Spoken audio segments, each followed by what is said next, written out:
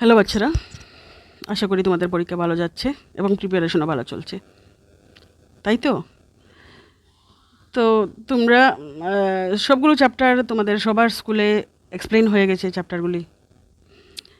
জানি আমি বিজ্ঞানের চ্যাপ্টারগুলি সবগুলি, কিন্তু রিভিশনের জন্য আমি তোমাদেরকে পয়েন্টগুলো মনে মনে করিয়ে দিচ্ছি। তোমরা ভিডিওটা শুনবে, ঠিক আছে? কানে দিবে, তাহলে তোমাদের সব কিছু মনে এসে যাবে। যদি ভুলেও যাও মনে এসে যাবে। এবং ম্যাথমেটিক্যাল পোর্শনটি শুধু একটু দেখবে, না হলে এটা আবার ভুল করে নেবে, ঠিক আছে? তো কপিতে তো দেখবে, এখানেও দেখে নিলে পারো। আর তো সবাই তো জানো, যদি ভুল লাগে তাহলে পজ করে একটু দেখে ভালো করে ক্লিয়ার হয়ে যাবে। তাহলে শুরু করি, চলো। মহাকর্ষণ বল, প্রথম ডেফিনেশনটা। মহাকর্ষণ বল কি? পৃথিবী না, মহাবিশ্বের প্রতিটি বস্তুকণা একে অপরকে একটা বল দ্বারা আকর্ষণ করে, তো এই বলকে মহাকর্ষণ বলে। তারপরে হলো নিউটনের সার্বজনীন মহাকর্ষণ সূত্র। তো এই সূত্রটাই কি বলে দেখো, মহাবিশ্বের যে কোনো দুইটি বস্তু তাদের বরের গুণফলের সমানুপাতিক এবং দূরত্বের বর্গের ব্যস্তানুপাতিক একটি আকর্ষণ বল দ্বারা পরস্পরকে আকর্ষণ করে। তো এটা গাণিতিকভাবে যদি লিখি, এটা হবে F=gmm/r²। মানে হচ্ছে যে যদি দুইটি বস্তুর মধ্যে আকর্ষণ বল থাকবে মহাবিশ্বের, তো এইগুলি তাদের বর যে থাকে M*M, আর বড় একটু তুলনামূলক বড় যেটা, এটা ধরো ক্যাপিটাল M, তো এই দুইটার গুণফলের সমানুপাতিক। মানে গুণফল যদি বাড়ে, বর বাড়ে, গুণফলও বাড়বে, এবং গুণফল বাড়বে, আকর্ষণ বলও বাড়বে। কিন্তু দূরত্বটা যদি বাড়ে তাহলে কিন্তু খুব কমে যাবে বলটা। তো তার মানে দূরত্ব যদি যত পাশে আসবে তত বল বেশি থাকবে। তো এটা ফর্মুলাটা গাণিতিকভাবে আমরা F=m/r² লিখবো প্রথমে। তো এটা আর বাদও তোমরা F= এখান থেকেই শুরু করে নিও, gmm/r²। জিটা হলো একটা ধ্রুবক, কনস্ট্যান্ট, এটার ভ্যালু সবসময় সেম থাকে। বাকিগুলি তোমার এম বড় হলে ছোটো, দুইটা বস্তু বড় হবে কিনা না, ডিস্টেন্স সেম হবে কিনা না, সেম তো হবেই না, প্রত্যেকবার চেঞ্জ হবে। তো এটার সঙ্গে সঙ্গে এটা চেঞ্জ হবে। তো এখানে তোমরা লিখবে F=gmm/r²। এফ হলো কি মহাকর্ষণ বল, এম আর এম হলো ছোট বস্তু এবং বড় বস্তুর ভর, জি হলো ধ্রুবক।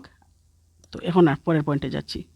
বর কি? বর হলো বস্তুর বরের পরিমাণ। এটা পৃথিবীর সব জায়গায়, পৃথিবী না মহাবিশ্বের সব জায়গাতেও সমান থাকে। বর স্থানভেদে অপরিবর্তিত, ঠিক আছে? তুমি বিষুব অঞ্চলে যাও, মেরু অঞ্চলে যাও, চাঁদে যাও, যেখানেও যাও না কেন, এখানে মাধ্যাকর্ষণের কোনো প্রভাব নেই, বর সেম থাকে। ওজন, বরের একক হলো, তুমি কেজি, এটা জানো, এটার এসে একক কেজি। আর ওজন হলো কি তারপরেরটা, বরের বরের উপর পৃথিবী যে কোনো বস্তুকে আকর্ষণ করে নিজের দিকে, তো এই টান দেওয়া যে বলটা, এই বলটাকে বলে ওজন, ঠিক আছে? তো ওজন হলো, এটা একটা বল, এটা কিন্তু বর না, এটা ওজন। তো বল W=mg, এটার একক হবে নিউটন, ঠিক আছে? তাহলে বর এবং ওজনের মধ্যে পার্থক্য আসলেও তোমরা পারবে, বর এবং ওজন বুঝে নিয়েছো। তারপরে হলো মাধ্যাকর্ষণিক ত্বরণ কাকে বলে। পৃথিবী আকর্ষণ বলের কারণে যে বস্তু যখন পৃথিবীর দিকে আসে, তখন পৃথিবী যে আকর্ষণ বলের কারণে যে ত্বরণ হয়, এই ত্বরণকে বলে মাধ্যাকর্ষণীয় ত্বরণ। তারপরে হলো মুক্ত পতন কাকে বলে। তো মুক্ত পতন হলো কেবলমাত্র মহাকর্ষণ বলের প্রভাবে, অন্য কোনো প্রভাবে না, কিছু আমরা টানবো এরকম কিছু না, শুধুমাত্র মহাকর্ষণ বলের প্রভাবে কোনো বস্তু যখন উপর থেকে নিচে পড়ে, তখন এটাকে বলে মুক্ত পতন। তারপরে হলো আর্কিমিডিসের সূত্র। তো আর্কিমিডিসের সূত্রটা হলো যে তরলে নিমজ্জিত বস্তু বাসান বল অনুভব করে, যা স্থানচ্যুত তরলের ওজনের সমান। তো এটা বোঝাতে লাগলে তোমরা বুঝেও নিয়েছো অনেকে, তবুও বলছি। দেখো, একটা পুরো বাকেটের মধ্যে যদি পুরো ভর্তি জল নিয়ে নাও, আর এক ফুটাও জায়গা হবে না, এতটুকু ভর্তি করে নাও, এবং এক টুকরা লাকড়ি যদি তুমি এটার মধ্যে দিয়ে দাও, তো লাকড়িটা কি হয়, একটু পাতলা পাতলা ফিল হয়। আমরাও যখন জলে বাসি বা কোনো তরলে যখন কিছু ফেলা হয়, তখন কি হয়, বাসে, আর বাসার সঙ্গে সঙ্গে কি হয়, একটা পাতলা পাতলা ফিল হয়। মানে কি, একটু ওয়েট বা একটা বল ওজন কমে যায়, ঠিক আছে? তো এই যে ওজন কমে, এটা কার সমান? তরল যেটা জায়গা করে দেবে, মানে যে তরলটা নিচে পড়ে যাবে, যদি এরকম পুরা ভর্তির মধ্যে রেখে যে নিচে পড়ে যাবে, ওই নিচে পড়া ওজন, জলের যে ওজনটা থাকবে, ওইটা কার সমান? বস্তুটা যে ওজনটা লস করেছে ওটার সমান থাকবে, ঠিক আছে? তো আর্কিমিডিসের সূত্র তোমরা সিম্পলি মানে বোঝার জন্য এটা বলছি।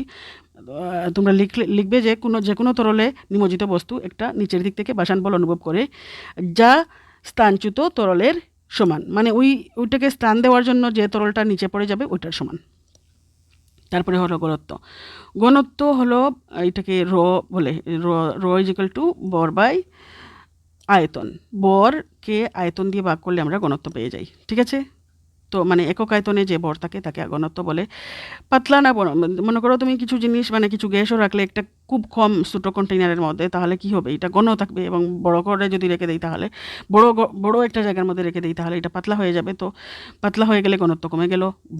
যদি আয়তন কমিয়ে দাও একদম, তাহলে কি হবে, ঘনত্ব বেশি হয়ে যাবে। ওই রকম। তো আপেক্ষিক ঘনত্ব কি?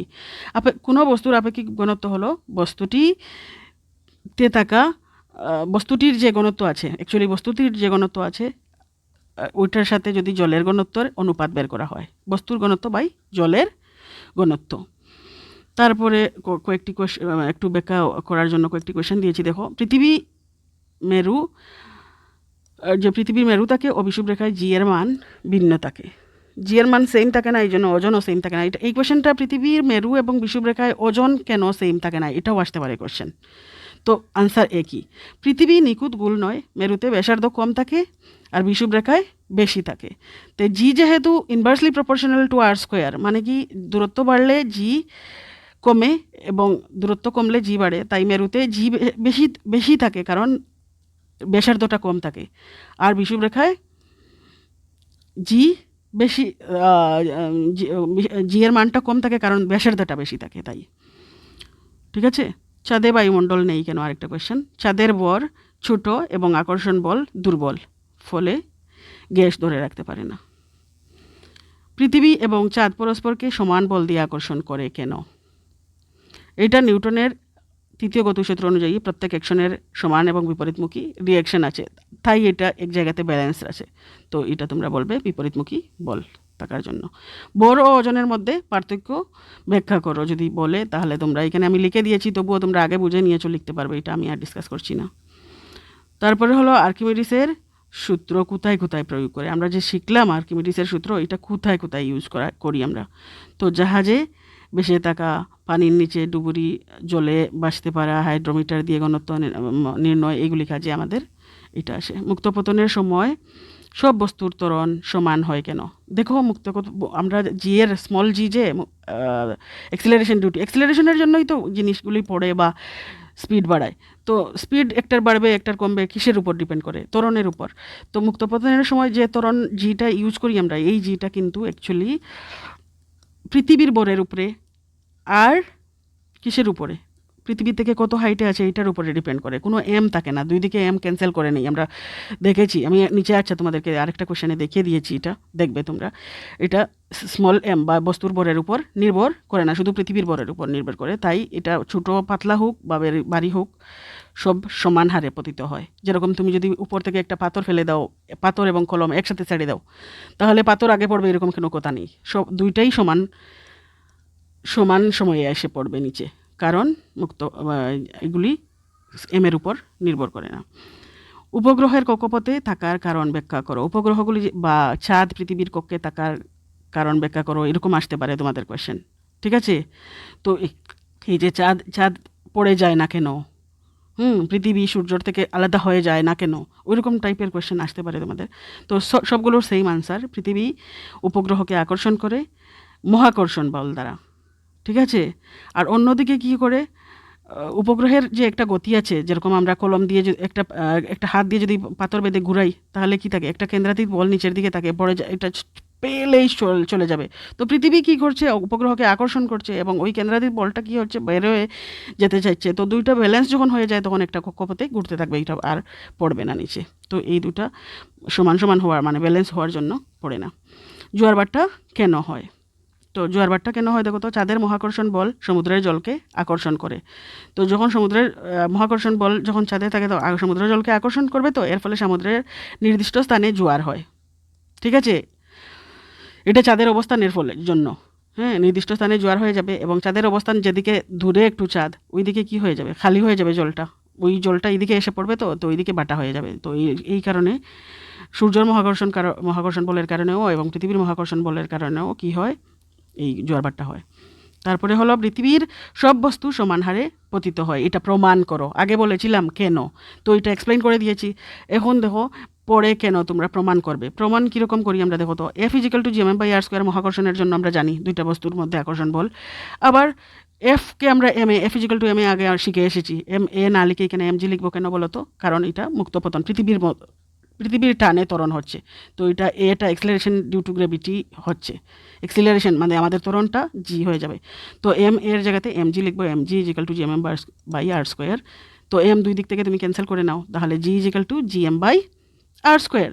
তো এখানে দেখা যাচ্ছে জি এর মান কোনো বরের উপর নির্ভর করছে নাকি? ক্যাপিটাল এমটা তো আমাদের পৃথিবীর বর, তো বস্তুর বরের উপর নির্ভর করছে না, তাই হালকা ভারী সব বস্তু সেম হারে পতিত হবে। তারপরে কয়েকটি নিউমেরিক্যাল কোয়েশ্চেন দিয়েছি যেগুলো প্রায় সময় পরীক্ষাতে আসে, তোমরা এটা করে নেবে। পৃথিবীতে একটি বস্তু, যেরকম আমি একটু এক্সপ্লেন করে দিচ্ছি, তো আমি আরেকটা নিউমেরিক্যালের জন্য ভিডিও দিয়েছি, ওইটা তোমরা দেখবে, তারপরে এসে এইটা করবে, তাহলে দেখবে পারবে তোমরা। পৃথিবী একটি 50 কেজি বরের মানুষের ওজন কত হবে পৃথিবীতে? তো পৃথিবীর মধ্যে কী হবে? ওজনের ফর্মুলা হলো W equal to M G. M এর ভ্যালু 50, জির ভ্যালু কত? 9.8। যদি দিয়ে দিল, না দিলেও আমরা জানি 9.8 মিটার পার সেকেন্ড স্কোয়ার। তো বসিয়ে দেবো, তারপরে যে আনসারটা আসবে ওটা নিউটন হবে। ওজনের একক কিন্তু নিউটন, মনে রাখবে। তারপরে হলো একটি 10 কেজি বরের বস্তু চাঁদে নিলে তার ওজন কত হবে? পৃথিবীতে যদি 10 কেজি থাকে, বা উপরের মানুষটাকে যদি চাঁদে নিয়ে যাই, পাতলা হয়ে যাবে, কারণ ওইখানে জি এর মান কম, 1/6। ঠিক আছে? তো কী হবে? W equal to M G. তো এম বসাবো, আর জির জায়গাতে 9.8 বসাবো না, এখানে জি এর মানটা বসাবো ছাদের 1.6, যেটা পৃথিবীর 6 ভাগের 1 গুণ। তো এটা থেকে আরেকটা কোয়েশ্চেন আমার মনে পড়ছে, পৃথিবীতে একজন মানুষ যদি 1 লাফে 3 হাত উঠতে পারে, তাহলে চাঁদে গিয়ে কত হাত উঠতে পারবে? 3 6 18 হাত উঠতে পারবে হাই জাম্পে। ঠিকই না? কারণ ওইখানে পাতলা, মাধ্যাকর্ষণীয় ত্বরণ কম, তোমাকে টানবে কম। তারপরে হলো দুইটি বস্তুর মধ্যে আকর্ষণ বল 100 নিউটন। তো দূরত্ব দ্বিগুণ করলে বল কত হবে? তো দূরত্ব মানে আরটা 2 আর হয়ে যাবে, তো আর স্কোয়ার যখন করে এটা 4 আর স্কোয়ার হয়ে যাবে। ঠিক কিনা না? তার মানে আমার ওইটাকে কি দিয়ে? 4 দিয়ে ভাগ করতে হবে। তো 4 দিয়ে ভাগ করলে 25 নিউটন, 1/4 হবে। কারণ আরটা যখনই আমরা নিচে, তো আর স্কোয়ার আসে, তো 2 আর হলে এটা ব্র্যাকেট যখন দিবে তোমরা স্কোয়ার করবে, তখন 4 আর স্কোয়ার হয়ে যাবে, তো 1/4 থাকবে আগেরটার, তো এটা 25 নিউটন হয়ে যাবে আগে 100 নিউটন থাকলে। একটি বল 20 মিটার উচ্চতা থেকে ফেলা হলো, পতনের সময় কত লাগবে? এটা আমি করে দিচ্ছি, তোমরা এটা দেখে নেবে, করে দিয়েছি, দেখে নিবে। এটা আগেও করে দিয়েছি, অন্য একটা চ্যাপ্টারেও করে দিয়েছি। এখানে তোমরা এইচ মানে এস ধরবে, S equal to UT plus half of at square. তো এইচের জায়গাতে 20 বসিয়ে নেবে, কারণ এইচ মানে এইখানে হাইট মানে এই দূরত্ব, আর ইউটি জায়গাটা থাকবেও না, কারণ ইনিশিয়াল ভেলোসিটি যেটা নাই, কারণ বিষটা এত উচ্চতা থাকার সময় এখান থেকে পড়ছে, এখানে 0 ভেলোসিটি। তো ইউটি পোর্শনটা উঠে যাবে, হাফ, আর জির ভ্যালু বসাবে 10, তারা দিয়েছে যেহেতু টি স্কোয়ার বসাবে, তারপরে তুমি ইকুয়েশন ব্যালেন্স করবে, টি এর ভ্যালু 2 সেকেন্ডে এসে পড়বে। তারপরে দেখো পৃথিবীর বর দ্বিগুণ এবং ব্যাসার্ধ অর্ধেক হলে জি এর মান কত হবে? তো G1 একবার বের করবে, G2 একবার বের করবে, ব্যাসার্ধ অর্ধেক করে, তারপরে তুমি G1/G2 করে দেখবে 8 গুণ হয়ে যায়। এটা আমি করে দিয়েছি, তোমরা 2-3 বার প্র্যাকটিস করে নিও কপিতে, এইগুলি পরীক্ষাতে আসার চান্স থাকে। দুইটা বস্তুর বর যথাক্রমে 10 কেজি আর 20 কেজি, তাদের মধ্যে দূরত্ব 2 মিটার হলে মহাকর্ষণীয় বল কত হবে? তো এটার মহাকর্ষীয় বল বা মহাকর্ষণীয় বল আমরা ফর্মুলা ওই যে F = gmm/r² দিয়ে করব। তো দেওয়া আছে কি আমাদের স্মল m দেওয়া আছে, মানে কম বস্তু, ক্যাপিটাল এমও দেওয়া আছে, আর দেওয়া আছে, জি দেওয়া আছে। তো F = gmm/r² এর জায়গাতে আমরা সবে যার ভ্যালু পুট করব। জির ভ্যালু তোমরা এখানে শিখে নিও, জি এর ভ্যালুটা কিন্তু শিখে নেবে, 6.67 × 10⁻11 newton metre square per KG square, capital G এর ভ্যালু। ঠিক আছে? এটা MCQ-এও আসে তোমাদের, তো এটা তোমরা শিখে নেবে। এবং স্মল জি এর ভ্যালু কিন্তু সেম না, 9.8 metre per second square. Capital G এর ভ্যালু হলো 6.67 × 10⁻11 newton metre per KG square, আর স্মল জি এর ভ্যালু হলো 9.8 মিটার পার সেকেন্ড স্কোয়ার। দুটার মধ্যে ডিফারেন্সিয়েট করা শিখে নেবে, কিন্তু না হলে পরীক্ষাতে গন্ডগোল হবে। আর ছোটো কোয়েশ্চেনগুলিতে তোমাদের এরকম দিয়ে দিতে পারে, জি এর ভ্যালু কিছু আলতু ফালতু নাম্বার দিয়ে দেবে এবং একটা কারেক্ট দেবে, তোমরা এটার থেকে কারেক্ট নাম্বারটা লিখে নেবে। ঠিক আছে? এরপরে আমি কতগুলি এমসিকিউ দিয়েছি উপরেরগুলোর উপরে বেজ করে, তো ওইটা কনসেপ্ট তোমরা ক্লিয়ার করে নিয়েছো, তোমরা নিশ্চয়ই পারবে এইগুলি। তো তোমরা একটু এইরকম ভিডিও পজ করে আনসারটা পারো কিনা না দেখবে, এবং তারপরে নিচে যাবে। ঠিক আছে? নিচে যাবে, গিয়ে দেখবে তোমাদের আনসারটা মিলেছে কিনা না, যদি মিলে তাহলে তো তুমি শিখিয়ে নিয়েছো, ওয়েল ডান। ঠিক আছে? এগুলো আস্তে আস্তে দেখে নেবে তোমরা পারো কিনা না। আরও এমসিকিউ আসতে পারবে, তোমাদের কনসেপ্ট ক্লিয়ার থাকলে যাই আসে না কেন পারবে। ঠিক আছে? আশা করি বুঝে নিয়েছো। তো best of luck for the exam.